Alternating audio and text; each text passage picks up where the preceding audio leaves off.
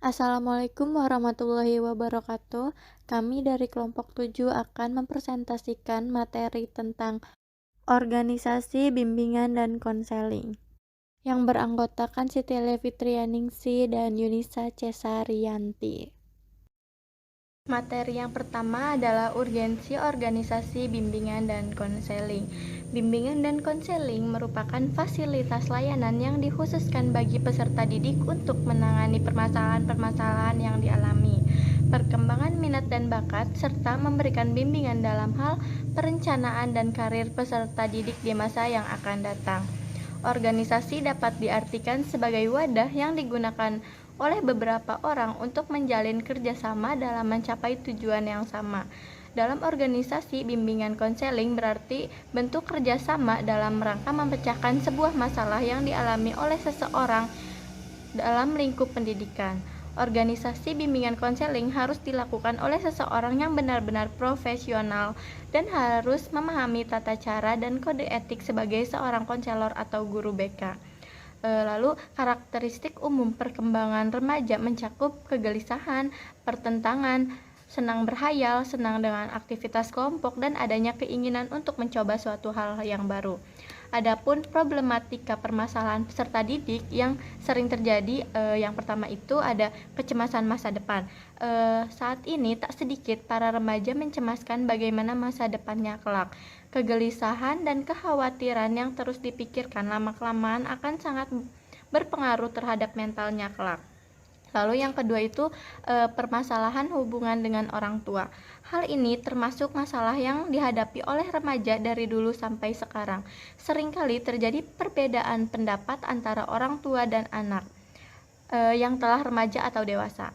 Kadang-kadang hubungan yang kurang baik itu timbul karena remaja mengikuti arus dan mode, seperti rambut gondrong, pakaian yang kurang sopan, lagu-lagu, dan sikap terhadap orang tua yang tidak sopan. Lalu masalah yang terakhir itu masalah moral dan agama. Permasalahan moral dan agama kian memuncak, terutama di kota-kota besar, akibat adanya pengaruh hubungan dengan kebudayaan asing semakin meningkat melalui media film, bacaan, gambar-gambar, dan hubungan langsung dengan orang asing atau turis yang datang dengan berbagai sikap dan kelakuan. Organisasi bimbingan konseling harus fokus pada pemecahan masalah yang dihadapi peserta didik, mulai dari karakteristik yang pendiam, nakal, berprestasi, mengalami kesulitan belajar, dan lain sebagainya yang sekiranya membutuhkan konsultasi dan pemecahan masalah. Organisasi bimbingan konseling juga harus memiliki ruangan khusus dan harus didukung oleh fasilitas-fasilitas yang baik, agar tercipta suasana yang nyaman ketika menjalankan programnya, baik konselor ataupun guru BK maupun konseling atau peserta didiknya. Organisasi bimbingan konseling di berbagai institusi pendidikan sangat mutlak diperlukan. Hal itu jelas disebabkan karena hal-hal berikut ini. Yang pertama, pelayanan bimbingan konseling merupakan bagian yang tidak terpisahkan dari keseluruhan program pendidikan. Yang kedua, pembinaan bimbingan konseling di berbagai institusi pendidikan berada pada kepala sekolah sebagai administrator sekolah yang memegang peranan besar. Dan yang ketiga, tanggung jawab langsung dalam melaksanakan bimbingan konseling di berbagai institusi. Yang keempat, program pelayanan bimbingan konseling perlu hendaknya diadakan penilaian evaluasi untuk mengetahui efektivitas dan efisiensi program bimbingan dan konseling. Dan yang terakhir, yang kelima, petugas-petugas yang diserahi tanggung jawab bimbingan yang bersifat khusus hendaknya ditangani oleh petugas profesional dan kompeten mengerjakan jenis tugas tersebut. Materi selanjutnya adalah dasar dan prinsip organisasi bimbingan dan konseling.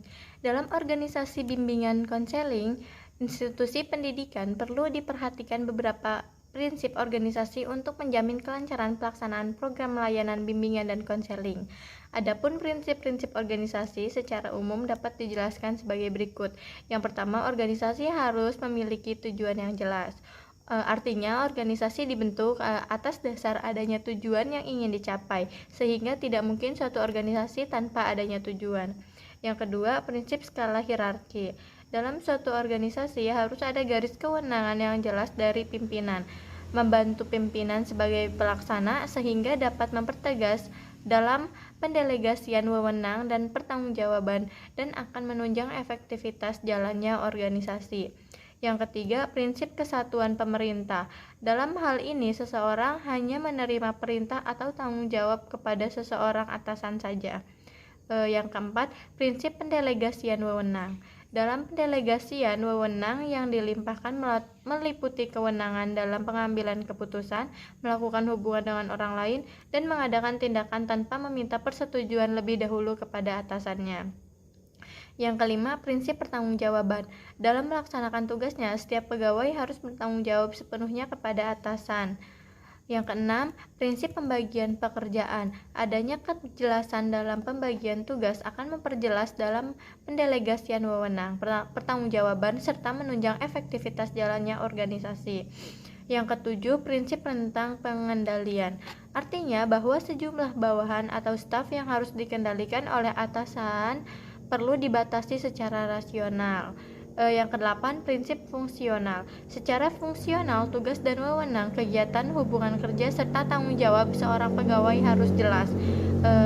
Yang kesembilan, prinsip pemisahan.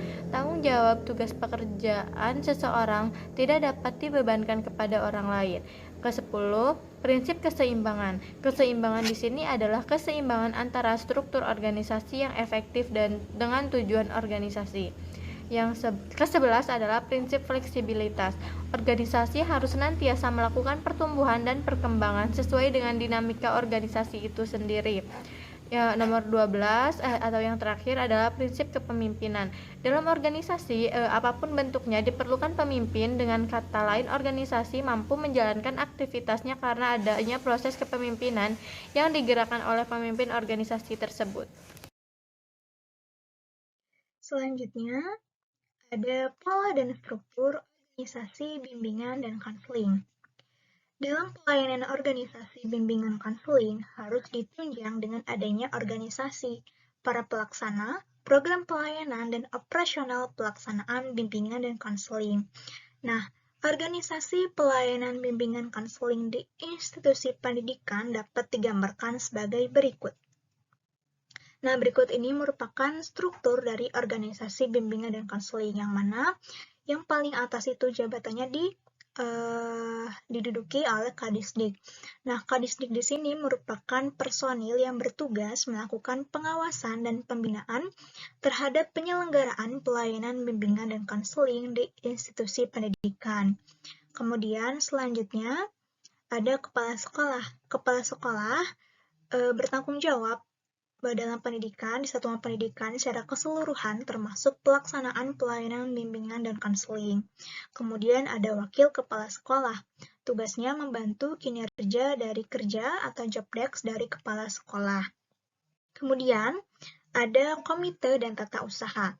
Komite sekolah merupakan organisasi independen yang berperan membantu penyelenggaraan satuan pendidikan yang bersangkutan. Nah, sedangkan tata usaha bertugas untuk membantu kepala sekolah dalam penyelenggaraan administrasi ketata-usahaan sekolah. Kemudian ada koordinator guru pembimbing. Nah, koordinator guru pembimbing ini merupakan pelaksana utama pelaksanaan pelayanan bimbingan dan konseling di institusi pendidikan. Kemudian ada guru mata pelajaran praktik dan juga guru kelas. Guru mata pelajaran praktik atau guru mata pelajaran khusus ini merupakan pelaksanaan pengajaran atau latihan di institusi pendidikan. Sedangkan wali kelas merupakan guru yang ditugasi secara khusus untuk mengelola satu kelas tertentu. Nah, kemudian yang terakhir itu ada peserta didik atau siswa, di mana siswa atau peserta didik ini merupakan pelayanan pengajaran latihan tadi dan bimbingan konseling di institusi pendidikan. Selanjutnya,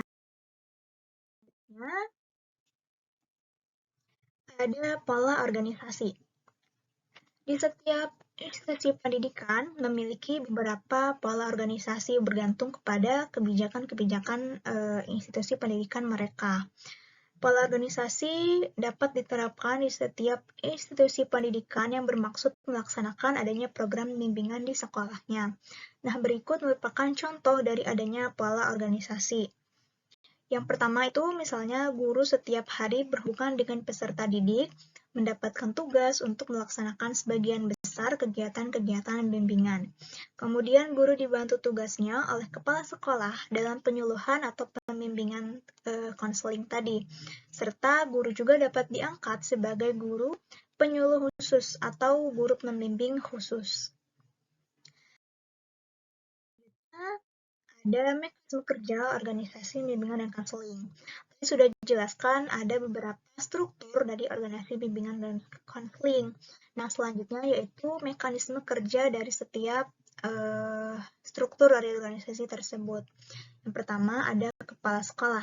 Nah, tugas dari kepala sekolah sendiri yaitu untuk mengkoordinasikan seluruh kegiatan pendidikan, kemudian menyediakan dan melengkapi sarana dan prasarana dalam kegiatan bimbingan dan konseling di sekolah, memberikan kemudahan bagi terlaksananya program bimbingan dan konseling di sekolah, melakukan supervisi terhadap pelaksanaan bimbingan di sekolah, menetapkan koordinator guru pembimbing atau konselor yang bertanggung jawab atas koordinasi pelaksanaan bimbingan dan konseling di sekolah berdasarkan kesepakatan bersama guru pembimbing atau konselor tadi, serta membuat surat tugas guru pembimbing, menyiapkan surat pernyataan melakukan kegiatan bimbingan dan konseling, serta mengadakan kerjasama dengan instansi-instansi lainnya. Kemudian ada mekanisme kerja dari wakil kepala sekolah. Wakil kepala sekolah bertugas mengkoordinasikan pelaksanaan layanan bimbingan dan konseling kepada semua personil sekolah, kemudian melaksanakan kebijakan pimpinan sekolah terutama dalam pelaksanaan layanan bimbingan dan konseling. Selanjutnya ada koordinator bimbingan konseling. Tugasnya mengkoordinasikan peran guru pembimbing, membuat usulan kepada kepala sekolah, mempertanggungjawabkan pelaksanaan kegiatan bimbingan konseling kepada kepala sekolah. Selanjutnya ada konselor dan guru pembimbing.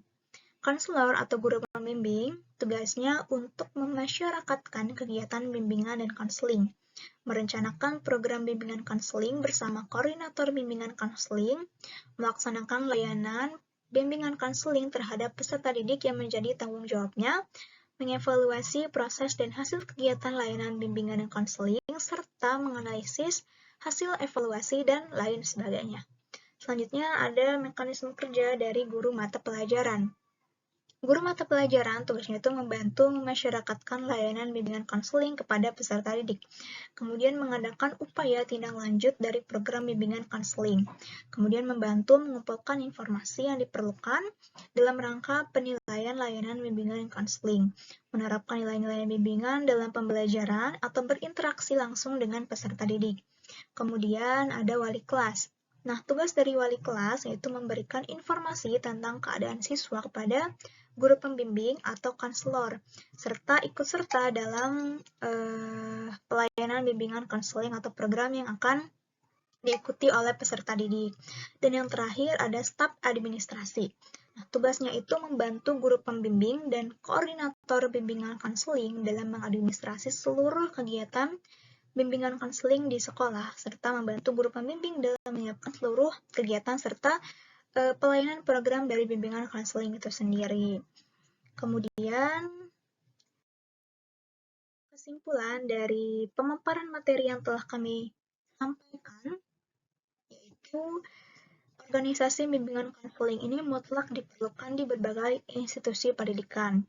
Adapun dasar yang harus terpenuhi dalam membentuk organisasi bimbingan konseling yaitu harus mempunyai tujuan yang jelas serta prinsip-prinsip yang sesuai.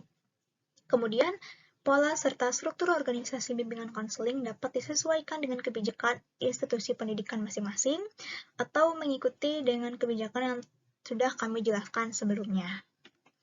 Mungkin sekian penjelasan dari kami. Terima kasih banyak. Mohon maaf jika masih banyak kekurangan dalam presentasi kami siang hari ini. Wassalamualaikum warahmatullahi wabarakatuh.